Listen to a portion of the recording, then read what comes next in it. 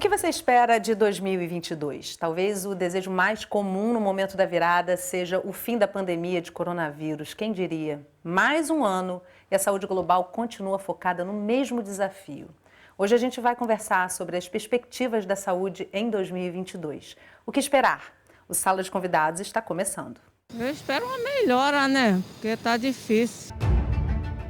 Nós vamos ter um ano de muitos desafios em relação a todas aquelas demandas que foram reprimidas. E a gente tem buscado, portanto, melhorar, digamos assim, minimizar algumas dificuldades surgidas por conta de todo esse processo novo. Eu preciso garantir o recurso e a oferta adequada num tempo adequado.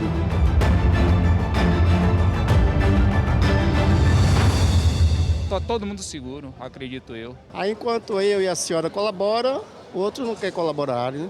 Conversando comigo hoje sobre o que esperar para a nossa saúde em 2022, Neilton de Oliveira, médico, assessor do Ministério da Saúde, conselheiro nacional de saúde e membro da mesa diretora do Conselho Nacional de Saúde. Rafael Guimarães, enfermeiro epidemiologista, pesquisador de saúde pública da Escola Nacional de Saúde Pública e do Observatório Covid-19 da Fiocruz. Gúbio Soares, doutor em virologia e professor da Universidade Federal da Bahia. Excepcionalmente hoje o programa não é ao vivo e por isso a gente não está trazendo a sua participação para essa conversa. Rafael, Neilton, Gúbio, muito obrigada pela presença de vocês aqui com a gente hoje, finalizando aí o ano de 2021, entrando em 2022, mas ainda com uma mesma temática importante, né, que é a questão da pandemia da Covid-19. E aí eu começo com o Gúbio, trazendo um pouco da estrutura do vírus e o que a gente pode esperar de comportamento dessa pandemia para 2022. Para um virologista, muitas coisas são mais previsíveis do que para um leigo pode imaginar, né, doutor Gúbio? Como é que a virologia está entendendo aí o percorrer dessa trajetória do coronavírus? A virologia entende que o vírus está fazendo o papel natural dele e evolutivo. O vírus RNA, como na grande maioria, sofre mutações toda vez que ele se multiplica por um erro genético da sua própria enzima. Ela copia, comete um erro e não corrige. Então, isso é natural. Esse vírus, em especial da família coronavírus, coronaviridae, ele é um vírus que faz recombinação genética. Isso significa o quê? O seu material genético pode se misturar com material genético de outro vírus RNA, da própria família do coronaviridae na natureza. Isso pode acontecer. Há estudos mostrando as famosas quase espécies dentro de uma população de vírus RNA. O que significa isso? Quando o vírus se multiplica, ele gera vírus diferentes do original, que pode se tornar a população, ele se pode tornar a população e a outra população morrer, entre aspas, desaparecer e o vírus continuar. É isso que está acontecendo. E a outra coisa muito importante, o vírus, ele está se adaptando às células da espécie humana. Ele está reconhecendo a célula e cada vez se adaptando mais ainda. Então, por isso a gente vai ver durante muito tempo novas mutações, novas variantes no mundo.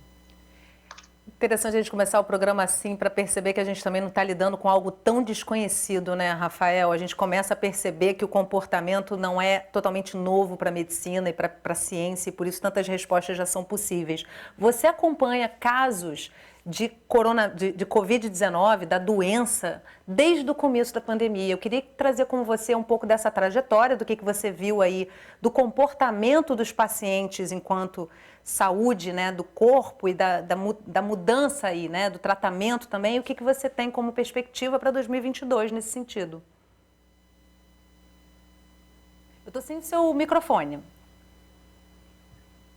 A gente tem acompanhado desde o início da pandemia como é que se dá a dinâmica do vírus e como é que tem sido essa interação com o meio ambiente e também com a população humana, né?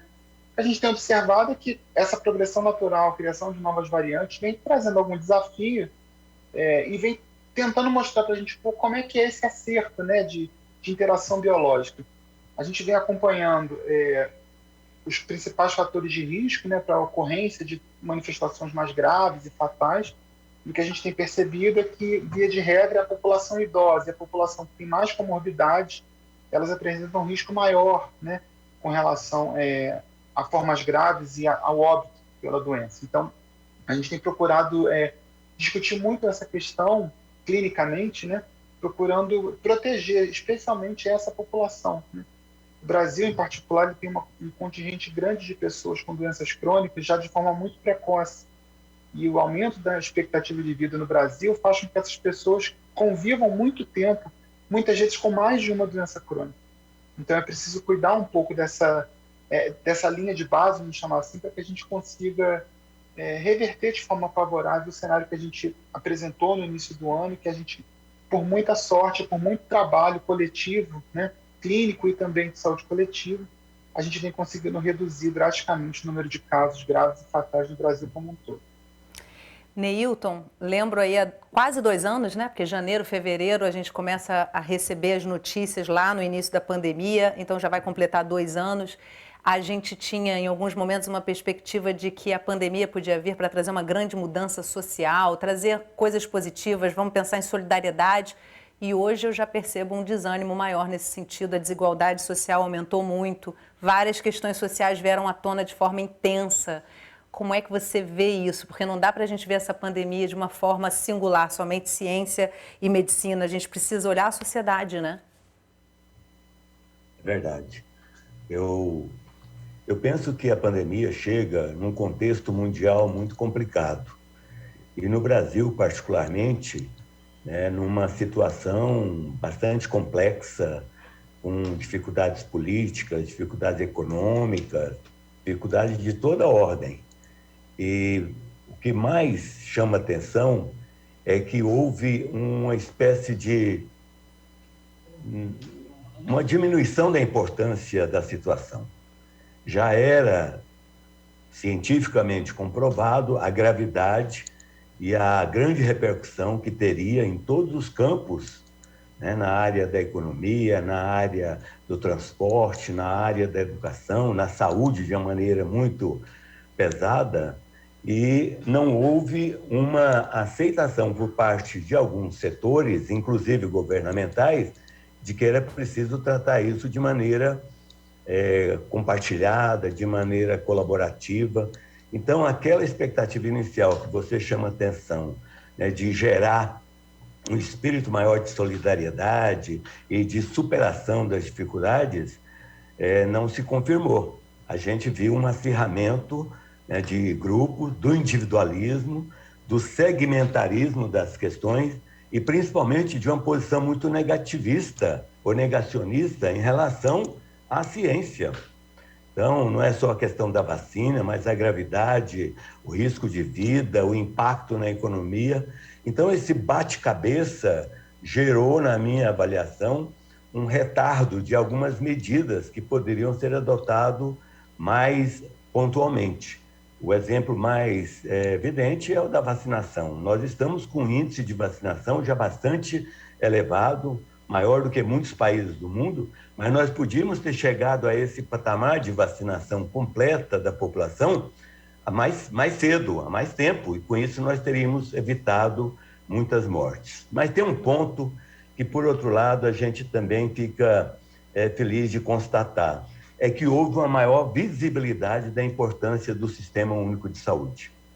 Eu penso que o SUS, apesar de constantemente ameaçado, historicamente ameaçado, e a gente se orgulha muito das conquistas, das vitórias, dos avanços que o SUS teve ao longo desses 32 anos, mas ele nunca teve tão visível e tão reconhecido como importante pela população, pelos governos, pelo setor econômico, pelos grupos, pelas elites, como nesse período da pandemia. Então, penso que a gente precisa, nessa perspectiva, pensar em medidas para continuar fortalecendo o SUS, para continuar protegendo a população. Muito interessante você trazer a questão do percentual de vacinação da nossa população, né, Neilton? E E o Rafael ter trazido aí uma população que tem muitas comorbidades, que ao longo da vida vai acumulando questões de saúde, porque aí sim a gente precisa pensar num país com desigualdade social e uma comorbidade muito presente na saúde dos brasileiros.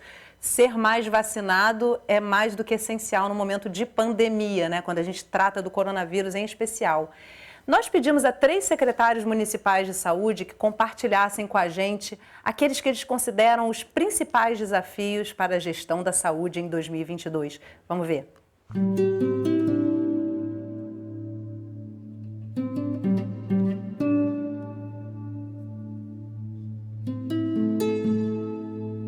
Por conta da resposta da pandemia, a gente reduziu ou até suspendeu um conjunto de procedimentos eletivos, então cirurgias eletivas, endoscopias, diagnósticos, teve necessidade durante um período curto de suspensão. A gente teve um afastamento dos cidadãos e usuários dos serviços de saúde, então a gente teve, só para você ter uma ideia, aqui no estado do Rio de Janeiro, redução de 30% das mamografias realizadas nesse período da pandemia.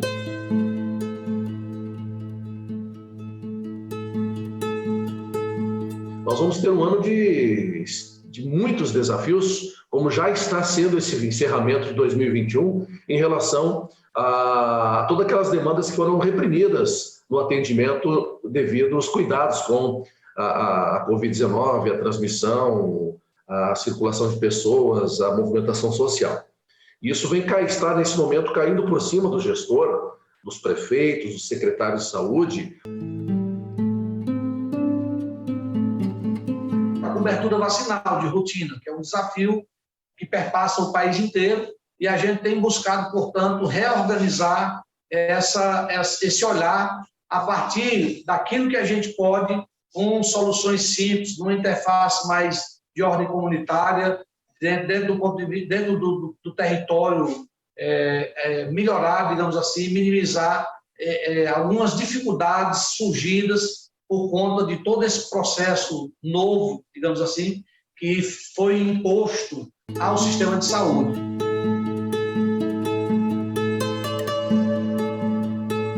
A gente tem uma quantidade de pessoas que ganharam peso e têm mais obesidade, o que pressiona o serviço de saúde e as necessidades de saúde no sentido de aumentar doenças e agravos não transmissíveis, como dislipidemias, doenças cardiovasculares, hipertensão, diabetes. A gente teve um aumento muito importante de transtornos mentais e de questões psíquicas e psiquiátricas. Nós temos a obrigação com a atenção básica, primária em saúde, que é justamente aquele primeiro atendimento, aquela prevenção, a manutenção da saúde da família, dos SFs. E para isso, nós temos investido muito na contratação de profissionais, inclusive utilizando o consórcio público regional de municípios para a contratação de mão de obra e não deixar faltar profissionais lá na ponta, a necessidade de ampliação de profissionais, contratação de psicólogos, psiquiatras, né? Se investiu muito também agora nessa retomada desses atendimentos pós-restrições da pandemia. No auge da pandemia em 2021, nós implantamos 20 leitos intensivos, digamos assim, no nosso hospital municipal, 10 leitos de UTI e 10 de enfermaria de suporte ventilatório pulmonar, e agora nós estamos habilitando esses 10 leitos de UTI, que inicialmente foi pensado para a Covid, de forma permanente.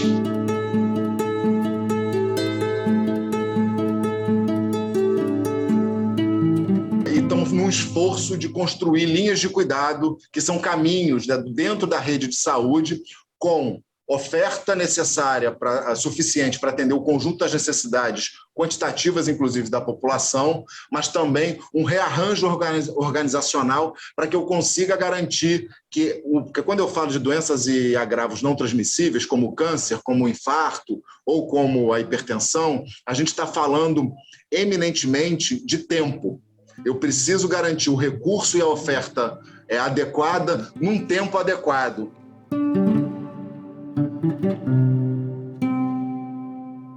E olha, Olha, você que está em casa e hoje não pode encaminhar suas mensagens para a gente porque esse programa foi gravado, encaminha assim mesmo, fazendo um comentário sobre o que você achou desse programa. A gente adora saber a sua opinião. Tá aí o WhatsApp na sua tela, não deixa de mandar uma mensagem para a gente fazendo a sua avaliação e até mandando uma mensagem do que você imagina que vai ser o ano de 2022 com relação à saúde pública e à sua saúde. Vamos adorar receber. Rafael, tem uma fala do secretário municipal de saúde de Niterói, Rodrigo Oliveira, em que ele diz assim: vamos suspensão de procedimentos eletivos, né? Porque ele vê uma demanda aí reprimida nos últimos 2 anos. Aí eu te pergunto, você acha que a gente vai conseguir olhar para outras questões de saúde importantes? Por exemplo, a gente todo ano em janeiro, a gente tem uma epidemia de dengue no Rio de Janeiro, em Niterói, né? E nesses 2 últimos anos a gente quase não consegue ouvir falar sobre isso. Parece que todos os outros problemas foram eliminados. Qual é a tua perspectiva nesse sentido? Abre seu microfone para a gente. Isso acontece toda hora no ao vivo aqui também. A gente, na verdade, vai enfrentar problemas de diversas ordens. Com relação às doenças que são endêmicas, a gente tem algumas que têm picos epidêmicos, seja no verão, como é o caso da dengue, ou seja no inverno, primavera, como é o caso da catapora, ou mesmo a gripe, né, sazonal. E acabou que a gente teve menor manifestação dessas doenças, até porque as pessoas, por algum momento, tiveram mais reclusas. E aí você, obviamente, dificulta um pouco esse modelo de transmissão de doença, né, mesmo que seja por mosquito. O que mais tem nos preocupado, mais recentemente, são justamente esses procedimentos eletivos de média e alta complexidade. A gente precisou, por algum tempo, reverter um pouco a dinâmica, né, do serviço de saúde para poder atender aos casos de Covid. Isso criou uma demanda reprimida enorme. E essa demanda reprimida, por sua vez, tem causado efeitos deletérios para a saúde da população. A gente observou, por exemplo, que no ano de 2020 a gente teve uma taxa de ocorrência de complicações cirúrgicas para cirurgias simples, como é o caso de remoção de vesícula, que não aconteciam antes da pandemia. E isso possivelmente aconteceu porque essas pessoas se mantiveram mais tempo na fila, aguardando a cirurgia, e operaram num nível mais avançado da doença. E aí as complicações pós-cirúrgicas são mais frequentes. Isso, inevitavelmente, gera problemas, né? Assim, individualmente, porque a clínica da pessoa fica um pouco mais debilitada, e também para o serviço. Porque pessoas que complicam mais no pós-operatório tendem a ficar mais tempo internadas, e aí isso meio que vira uma bola de neve. Então, há que se ter uma preocupação agora, a partir de 2022, para a gente tentar reorganizar um pouco o serviço de saúde e voltar a dar atenção para aquelas causas que a gente tem chamado no observatório de passivo de saúde, porque são questões que estão perdurando meses cheias em fila, não só para procedimentos cirúrgicos, mas também para procedimentos clínicos, né? Como é o caso da oncologia, como é o caso das diálises e hemodiálise. Então, a gente tem aí um grande desafio pela frente.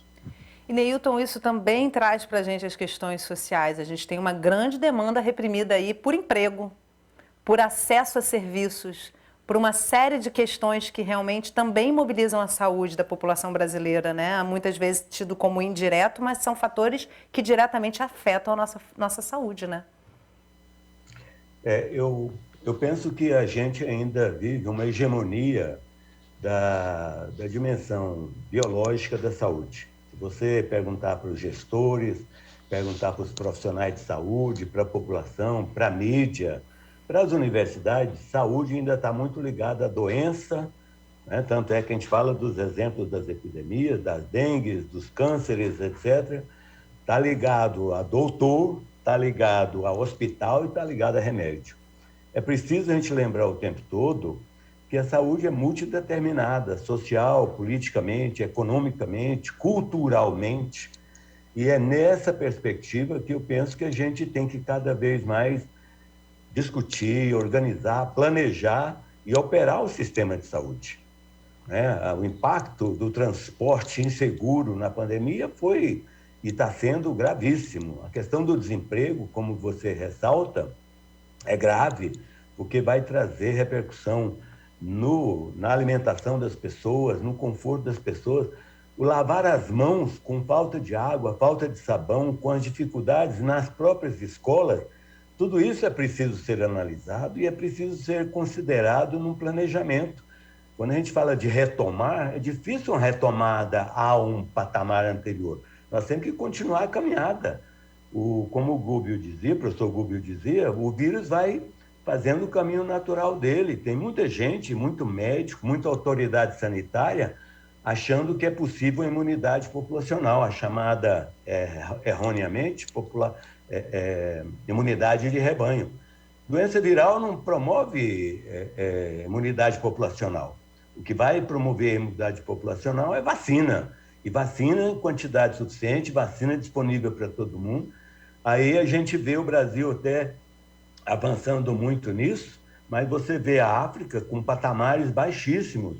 E não é por causa da indisponibilidade de vacina, é por causa da desigualdade econômica, por causa do desequilíbrio que existe ainda no planeta. Então, penso que a gente precisa estar, para cada situação complexa, a solução também é complexa. E mais do que tudo, é preciso diálogo, é preciso entender a responsabilidade de cada setor, é preciso evidência nas informações e é preciso mais, a gente comunicar mais. Eu penso que a gente comunicou muito pouco e muito mal nessa pandemia até agora. Precisamos aperfeiçoar esse processo de comunicação, de discussão e de inserção dos diferentes saberes. Aí, baseada nessa fala do Neilton, Gúbio e Rafael, eu queria convidar vocês a fazer uma reflexão, Gúbio sobre o olhar da virologia, Rafael sobre o olhar da epidemiologia, assim, porque a gente sabe que no momento de pandemia do coronavírus, a vacina, a urgência da vacina é uma necessidade. Principalmente quem perdeu parentes, pessoas amadas, sabe o quanto é importante que a população esteja vacinada. Por um outro lado, eu sinto falta de ver nos grandes veículos essa fala do Neilton sobre um contexto, da gente olhar para o social e, sobretudo, olhar para o nosso sistema imune, entender que a nossa sociedade, a nossa população está com a saúde frágil e, por isso, morreu muito por conta da Covid. E isso raramente é olhado de fato. Parece que o nosso único foco é a vacina. E a gente tem que ter cuidado em falar nisso. A gente tem que ter cuidado em falar nisso, inclusive, porque muitas vezes essa fala alimenta um negacionismo, mas não é isso que a gente pretende fazer aqui, não. Eu queria discutir com vocês a importância da gente olhar para a vacina e ter isso como um fator importante num momento de pandemia, mas também olhar para outros fatores da saúde, doutor Gúbio, para trazer isso para a nossa discussão social realmente, Para onde mais a gente tem que focar em 2022 para não ficarmos somente dependendo da produção de vacinas nas próximas pandemias? Bom, nós temos que continuar com as campanhas do uso de máscara todo 2022, ensinando mais a população os cuidados que devemos ter, porque o vírus não vai desaparecer da população. É uma ilusão achar que o vírus, nesse momento, ele vai desaparecer em 2022, não vai. Nós vemos no Rio de Janeiro, atualmente, uma epidemia de um vírus comum, como assim dizer, o vírus de influenza, sem carnaval e sem nenhuma festa. Imaginemos, depois de festas no Rio de Janeiro, como esse vírus, que é um vírus de influenza, vai se propagar na população. Existe um contraste dentro das autoridades que parece que não são bem assessorados dentro da virologia.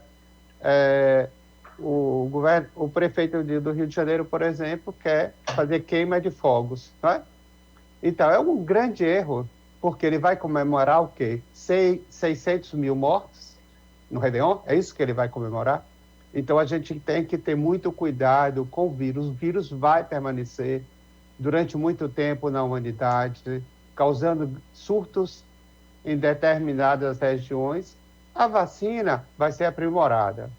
Essa é a grande ideia, que essa vacina tem que ser aprimorada no futuro para melhor proteção, porque ela só protege em torno de 70%. A partir do quarto mês, quinto mês, há uma queda de proteção e, por isso, alguns países já estão partindo para outras doses mais. Rafael. Acho que a gente precisa pensar em alguns aspectos. Assim, alguns deles, o professor Gúbio já mencionou, eu acho que é importante a gente reforçar a necessidade de manter as medidas de proteção individual. São medidas que não causam nenhum malefício para a gente, não tem por que a gente abandonar nesse momento, o uso de máscara, a higienização correta das mãos, são, na verdade, um legado que a pandemia vai deixar para a gente. E eu diria que, a partir de agora, talvez a gente vá caminhar para um cenário epidemiológico que a gente precisa estar muito atento às questões das desigualdades regionais. Eu digo isso porque a gente vem observando hoje, de forma consistente, uma redução dos casos e óbitos, redução das internações, só que esse cenário ele não vai acontecendo por igual em todo o território. A tendência é que os lugares que têm maior população vulnerabilizada tenham esse decréscimo de forma mais lentificada. E aí isso passa uma impressão equivocada de que já está tudo sob controle e não está. E, na verdade, o que está acontecendo é que populações inteiras não têm acesso a serviços de saúde porque são isoladas geograficamente ou porque estão em locais de maior vulnerabilidade, em situação de municípios que têm um menor desenvolvimento humano, menor capacidade instalada. Esses lugares ainda passarão por muitas dificuldades, especialmente se a gente não estiver atentos a eles. É preciso que a gente pense nesse SUS, especialmente com esse caráter da regionalização, com essa questão desse apoio em rede para poder alimentar esse sistema. É preciso que mesmo os municípios que são de grande porte, que já hoje comemoram ter 80%, 85% de população vacinada, que eles têm uma responsabilidade civil e social com os municípios do entorno. A gente tem procurado trabalhar muito essa questão, principalmente quando fala do Rio de Janeiro. A gente tem uma celebração em torno da grande cobertura vacinal que a gente tem no Rio, e a gente fica, às vezes, pouco atento ao fato de que a gente tem 19 municípios na região metropolitana que são fortemente dependentes da gente, não só para os serviços de média e alta complexidade, mas também para o serviço de atenção primária.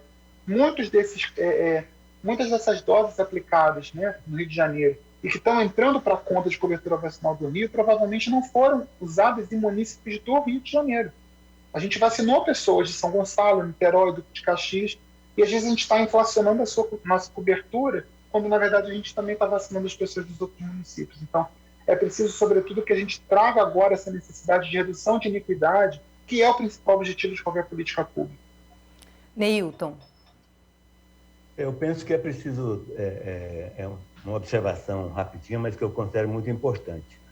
Por exemplo, a gente está falando de todos os determinantes sociais da saúde, né? Transporte, emprego, alimentação, e especificamente na assistência, um campo que está completamente diminuído, ignorado, né? É a saúde bucal. A gente viu, pela própria pandemia, uma dificuldade enorme de acesso a vários outros serviços, mas esse de maneira especial. Mas, para mim, a grande repercussão que atinge todo mundo, em todas as dimensões, todas as faixas econômicas, todos os graus de instrução e educação, em toda a população, não tem ninguém imune a isso, é a questão da saúde mental. Então, eu penso que esse tema da saúde mental não vai ser possível ser enfrentado somente com ação governamental, somente com ação de gestores ou de prestadores ou de profissionais de saúde, mas é preciso ter, né, um outro olhar da sociedade como um todo, uma outra forma de enxergar a vida em comunidade. Então, essa dimensão da saúde mental, eu penso que ainda não está sendo apresentada, discutida e principalmente enfrentada como deveria ser. Então, espero que a gente possa, em 2022, né, adotar isso como uma prioridade, porque é também um fator de envolver todas as pessoas, todas as faixas da população. Importante reflexão, Neilton. No próximo bloco, a gente vai às ruas do Rio de Janeiro e Salvador para ouvir o que os cariocas e baianos esperam de 2022. A gente volta já, não sai daí.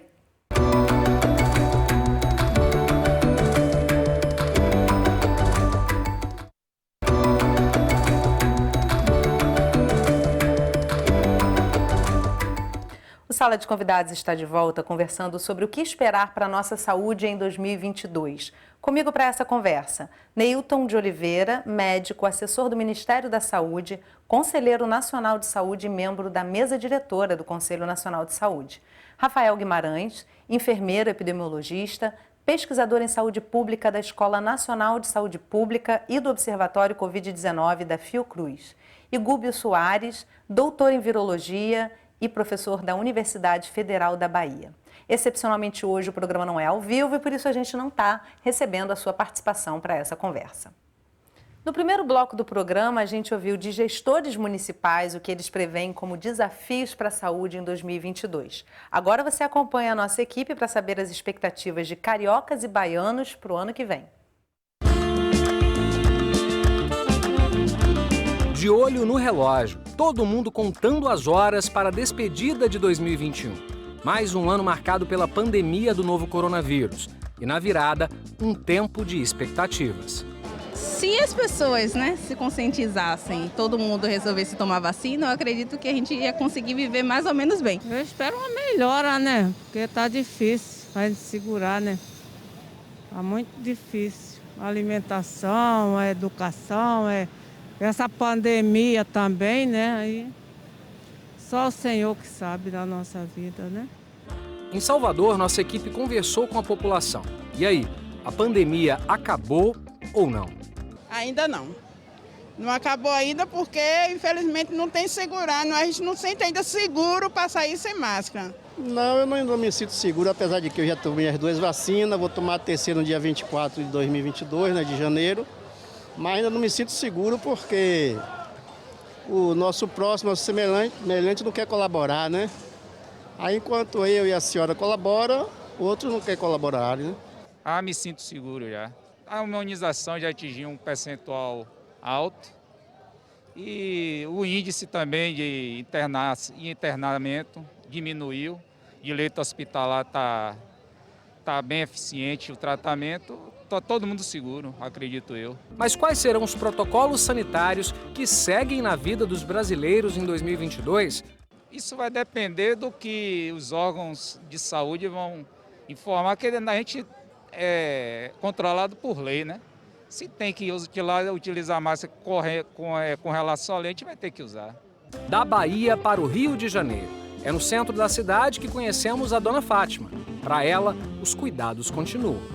Você tem que continuar com o mesmo ritmo de higiene, se cuidando, álcool, máscara, andar que nem o zorro, o máximo possível. E o máximo possível ficar em casa se puder. Só sair mesmo por necessidade. A Dona Josefa só anda na rua com o álcool em gel pendurado na bolsa e promete seguir assim no próximo ano. A condução já vou, e a máscara, né? Não posso dispensar ela.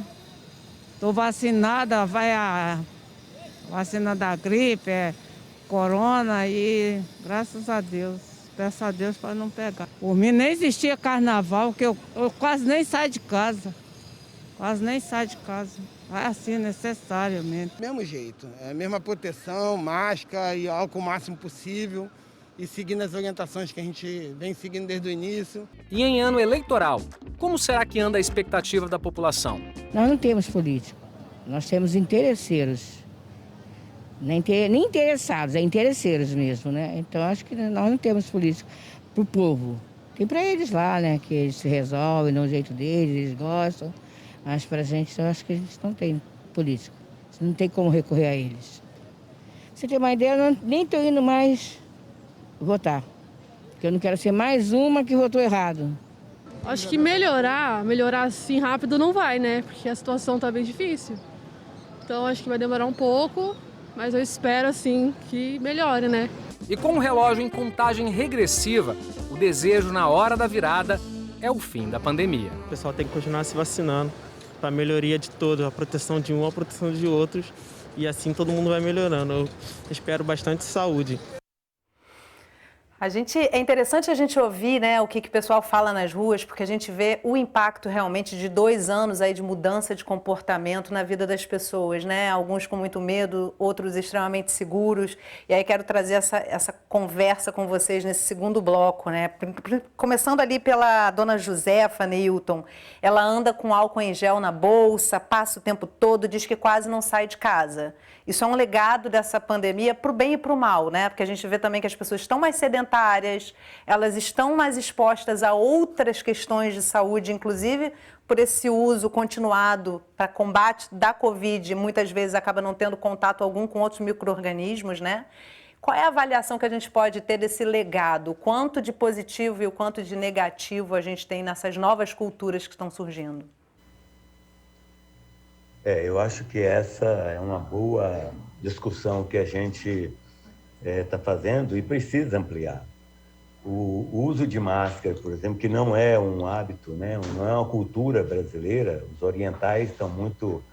Isso já é uma rotina entre eles, mas no Brasil a gente viu uma certa resistência, mas hoje nós percebemos que uma grande parte da população não apenas incorporou esse hábito, mas fiscaliza isso com as outras pessoas, orienta as outras pessoas, chama a atenção. E mais, não é só pensando em se proteger, mas proteger o outro, proteger a coletividade. Então, essa percepção, eu acho que é um ganho muito importante, né?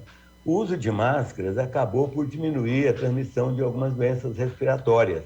A gente ainda não tem estudos mostrando tudo isso, mas tuberculose, hanseníase, doenças que são, né, outras viroses que são transmitidas pela respiração, pelo contato humano, tiveram redução que a gente precisa até avaliar e depois, com isso, estimular o uso de máscara em determinados ambientes, mesmo com, né, a superação da pandemia.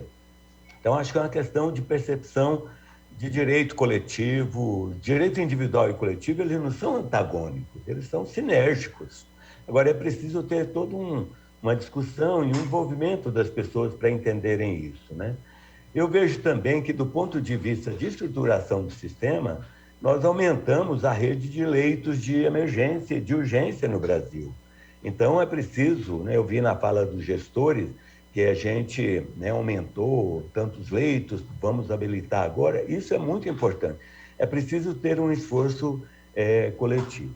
Tem um dado que eu chamo muito a atenção do pessoal, que é a questão do saneamento básico, né? Nós sabemos que higienização de mãos, lavar as vasilhas, né? Todo esse cuidado é fundamental para a prevenção de vários agravos, não só, né, da pandemia, de outras doenças virais, mas de vários agravos. E eu penso que tudo que nós estamos vivendo vai servir de um apoio, de um reforço muito grande para a sociedade cobrar mais isso das autoridades sanitárias, porque é um direito. Há recursos públicos, há, né, os impostos, há toda uma contribuição da sociedade como um todo que precisa ter essas políticas públicas construídas e voltadas para o bem-estar e para o desenvolvimento. Não existe nenhum fator tão importante para o desenvolvimento de uma nação como a saúde, nessa visão plural, nessa visão integral. Então, eu acredito também que isso vai ajudar muito as comunidades, mesmo as mais pobres, a exigirem mais os seus direitos, a lutarem por saneamento, por água potável, tratamento de esgoto. Água nas escolas, é fundamental que a gente pense, né, que a alimentação escolar, muitas crianças tiveram dificuldades e aumento da pandemia por causa principalmente da falta da alimentação escolar. Então, é preciso o retorno às escolas, mas com segurança sanitária, com água e sabão disponível, com orientação, né, com todas as medidas. Quando a gente fala que a pandemia está superando, a vacinação está protegendo, etc., isso é muito importante para animar as pessoas cada vez mais, para retomar o crescimento econômico, o acesso das pessoas aos bens e serviços, mas é preciso nós mantermos os protocolos sanitários. E isso não se faz só com lei, não se faz só com decreto, portaria, é preciso ter a adesão da população. É preciso ter, mais uma vez, eu chamo a atenção para um processo de comunicação efetiva. Um processo de comunicação acessível, adequada para cada público do nosso país. Rafael, aí trazendo a fala do Neilton para uma reflexão aí, interessante a gente pensar em saúde individual e saúde coletiva como sendo uma coisa só. Quem sabe um dia a gente não chega num momento em que uma pessoa está com sintomas de gripe, ela coloca a sua máscara para proteger quem está no entorno, não transmitir essa gripe, independente de um momento de pandemia, né? Qual é a tua perspectiva sobre isso, assim, de manutenção desses protocolos na medida da necessidade, né? E a gente falando disso aqui e muitas cidades ainda discutindo se vão fazer carnaval de forma normal ou não. Isso é uma questão realmente muito ambígua nesse momento, né?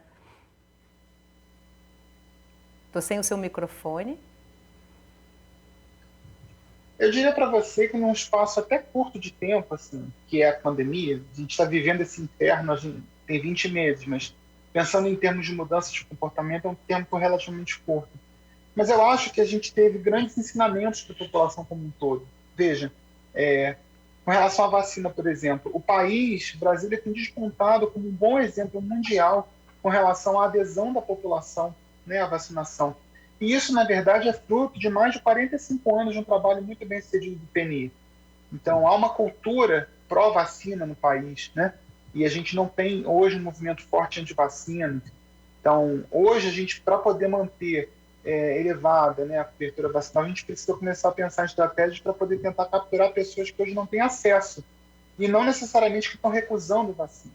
Sempre haverá alguém, mas eu não diria que esse hoje é o grande problema.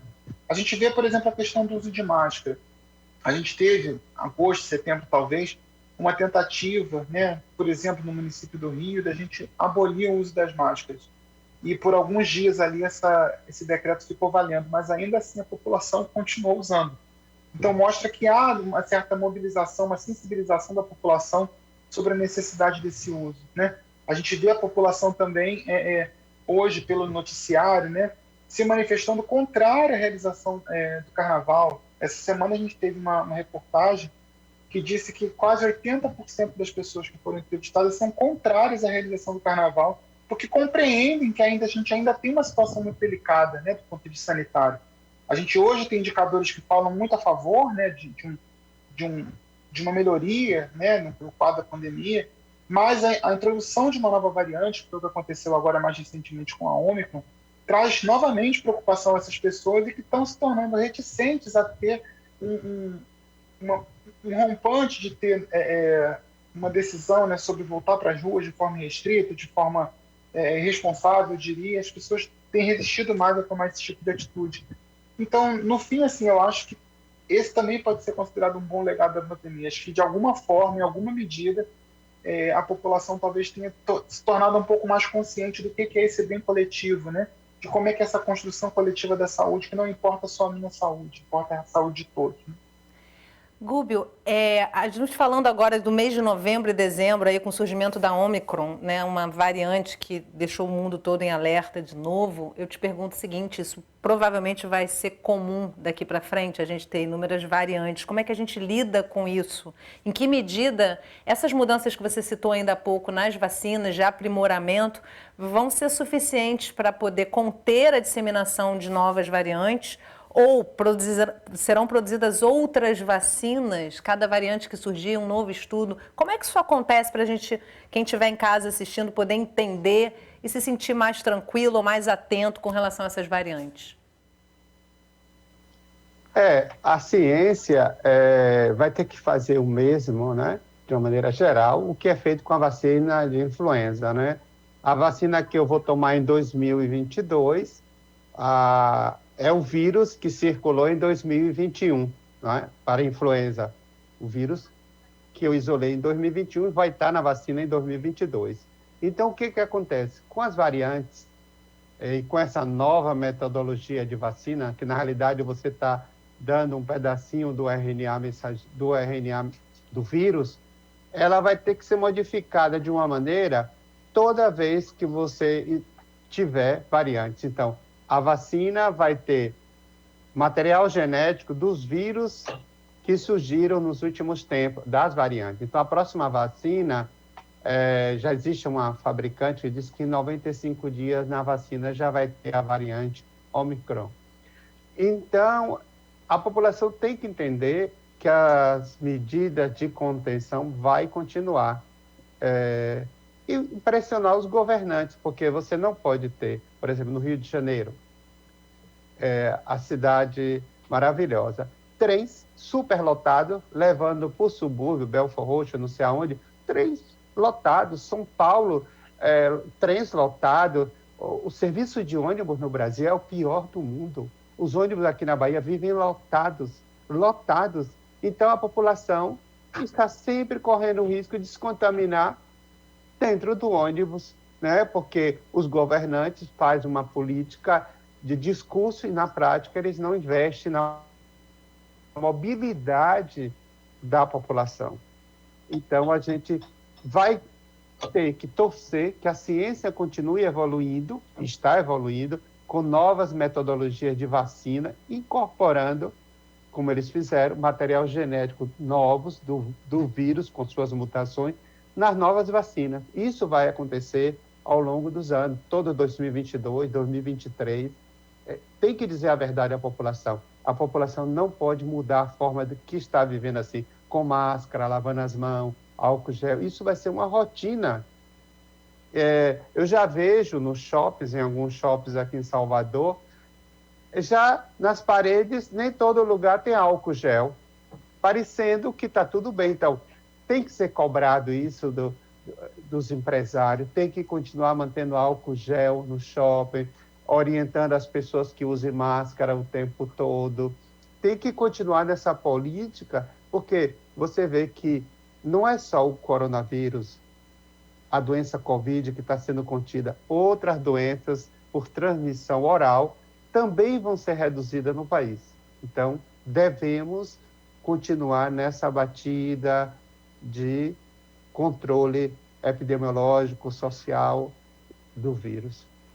Muito importante pensar sobre isso, né, Neilton? E aí tem uma fala, eu queria até pegar o gancho do que o Gúbio trouxe com relação aos governantes, enfim, a gente trazer uma fala de uma moça no Rio de Janeiro que ela diz assim: não temos políticos, temos interessados, não temos a quem recorrer.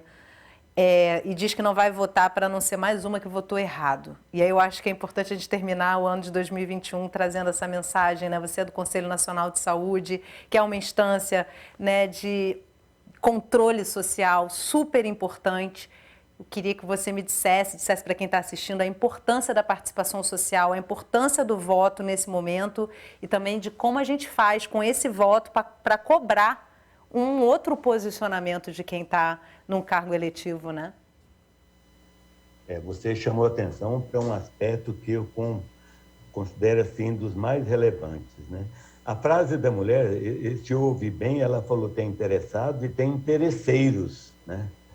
O que demonstra bem a existência. Você vai pegar em todas as categorias de trabalhadores, de empresários, de governos, os médicos, você vai ter médico hoje negando a vacina, né? Você viu várias autoridades sanitárias negando a vacina. Então, a gente está com uma sociedade assim muito dividida. É preciso a gente ter muita clareza da responsabilidade que as autoridades têm. Eu vi uma frase, falando em carnaval, eu vi uma frase de uma jornalista, que ela até falou que não era dela, que ela ouviu, extremamente oportuna para esse momento. A frase é o seguinte: uma pessoa dizendo para as autoridades sanitárias, pelo amor de Deus, proíbam o carnaval, senão eu vou. Então, essa decisão de proibição do carnaval não é uma medida, sabe, politiqueira, é de proteção da saúde, é de proteção das vidas. Gente, nós estamos falando de proteger vidas. Parece que ficou meio vulgar anunciar, né, 2.000, 3.000, 15.000 mortes, como a gente teve em fevereiro, março de 2021, né, mortes evitáveis, mortes por falta de informação, mortes por falta de assistência, falta de oxigênio.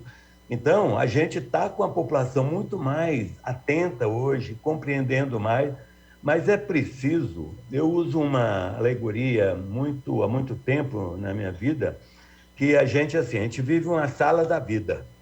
Aí a gente chega no período eleitoral, fecha a porta da sala da vida e abre a porta da sala da eleição. Vai para a eleição, aquela coisa, troca um favor ali, se engana ali no show, etc. Termina a eleição, a gente fecha a sala da eleição e volta para a sala da vida, reclamando das coisas que a gente poderia ter ajudado a mudar no processo eleitoral. Então, eu acho que mais do que nunca, a pandemia precisa estar no dia a dia do debate. O Sistema Único de Saúde precisa estar no debate eleitoral para aprimorar o Sistema Único de Saúde, para fortalecer o Sistema Único de Saúde, para favorecer a participação da sociedade na definição das prioridades políticas do país, para empoderar essas comunidades. Eu vi uma vez, pregando a importância da sociedade participar de audiências públicas, né, um colega de uma agência que eu participava na época, ele dizia, não, a gente faz o anúncio, eles não vêm porque não querem. Que escória é essa que não vem porque não querem? Não vem porque não tem condições.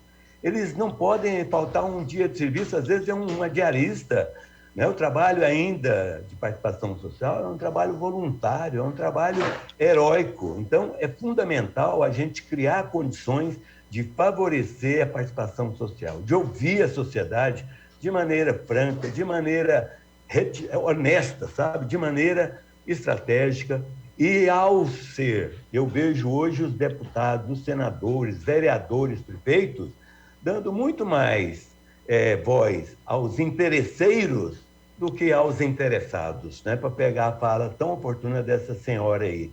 A sociedade toda é interessada em políticas públicas.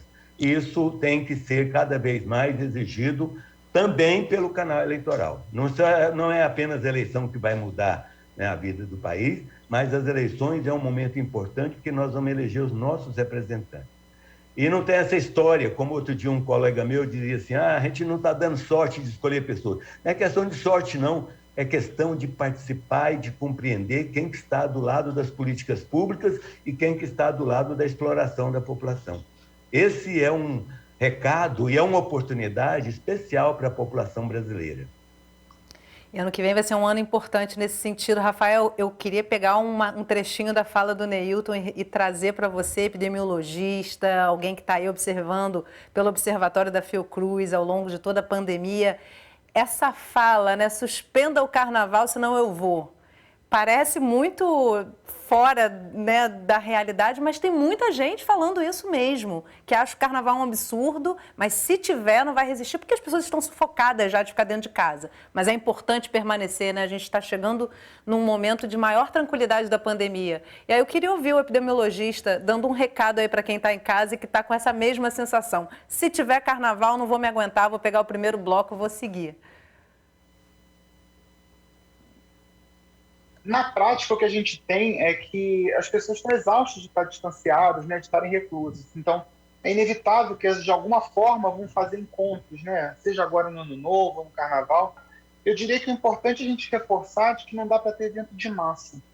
Porque, gente, vai ter Natal, vai ter Ano Novo, as pessoas vão confraternizar em grupos pequenos. Está tudo bem, assim, as pessoas estão vacinadas, as pessoas vão tomar as medidas necessárias, né, de proteção, e essas coisas vão acontecer. Então, também não dá para a gente dizer para as pessoas que elas não devem fazer isso, porque elas vão fazer. E a gente tem que estar um pouco sensível, né, ao que é a realidade, né? Agora, a gente não pode, de forma alguma, incentivar que a gente tenha eventos de grande porte, como é o caso do Ano Novo e do próprio Carnaval, que não só permitem, né, fomentam a aglomeração das pessoas, mas, sobretudo, elas abrem as portas para a gente receber pessoas de lugares aleatórios do mundo todo. Isso é muito importante. Receber nesse momento pessoas de lugares sobre os quais a gente não tem nenhum controle faz com que a gente perca um pouco a mão de qual é a situação real da pandemia no país. Vale sempre mencionar de que a gente permanece com uma testagem populacional muito ruim. Então, um país que vai receber um influxo enorme de pessoas de fora do Brasil e que não vai ter capacidade técnica para poder testar a população, sintomática ou não, é o prenúncio do apocalipse. Então, o recado é: procurem seguir as normas. A gente precisa de líderes que digam para a gente que não é para ir. Porque, na verdade, a população conta com essa retaguarda mais técnica dos gestores que digam, não vão para as ruas. É preciso que o gestor seja responsável nesse sentido. E que ele não seja leviano a ponto de dizer que se tiver uma regra de não poder ter carnaval, de que ele mesmo vai furar. Como a gente já ouviu de gestores públicos. Isso é um absurdo. Então, o recado mais contundente que a gente pode dar é: protejam-se, vacinem-se, mantenham-se distantes de aglomeração sempre que isso for possível. E quando não for possível, que você pelo menos consiga se proteger individualmente, usando a máscara, higienizando suas mãos, para você se proteger e proteger os seus. Perfeito, Rafael. Bem, caminho do meio, né? Gubi, a gente está chegando no final desse programa e eu não queria deixar de tocar num assunto importante. Ano que vem, ano eleitoral, a gente elege não só presidente, mas também governadores e parte do legislativo. E a ciência, nesse momento, mais do que nunca, assim como o SUS, se mostra muito importante, vital para o nosso país. Você, se eu estiver errada, por favor, me corrija. Em 2005, fez parte de um grupo que descobriu o Zika vírus. E isso nos mostra o quanto que a nossa ciência é potente, do quanto ela é capaz e o quanto que, nesse momento, ela se mostrou realmente eficiente em proteger a população. Eu queria uma fala sua sobre a importância da gente olhar para esses futuros gestores com essa percepção de que ciência não é gasto, ciência é investimento. E para onde que a gente pode mirar num país que tem esse potencial, que tem esse nível de pesquisadores que podem realmente chegar e conter uma epidemia como foi a Zika, que é um bom exemplo das nossas capacidades, né? Com certeza. Nós temos que ter, nessas eleições, um olhar diferente para a ciência, aquele que vai votar. Porque em 2015, eu descobri Zika vírus com o meu grupo aqui, junto com a professora Silva Sardi. E foi a ciência que disse que era o vírus que estava causando uma epidemia no Maranhão, Pernambuco, etc. Então, nessa eleição, a gente tem que fortalecer gestores, legisladores, presidente, que pense na ciência, ao invés de querer destruir a ciência. Hoje a ciência no país sofre muito, né? Há pouco dinheiro, pouca verba, não existe uma valorização necessária, né? Por exemplo, no Brasil, você conta em uma mão, quantos laboratórios nível P3, eu estou falando P3, eu estou falando P4, que é o mais caro, tem funcionando no Brasil. Não chega a 5. Aqui na Bahia, onde eu sou virologista, tem um laboratório de virologia. Não existe um laboratório P3.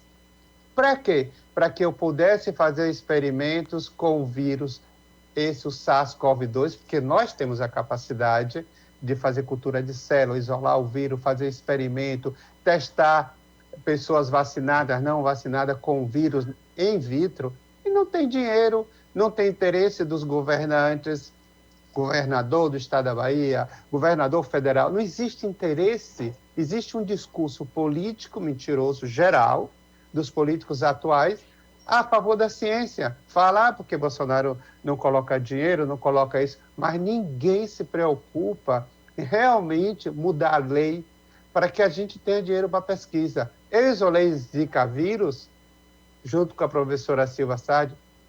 O Ministério da Saúde nunca colocou R$40 aqui.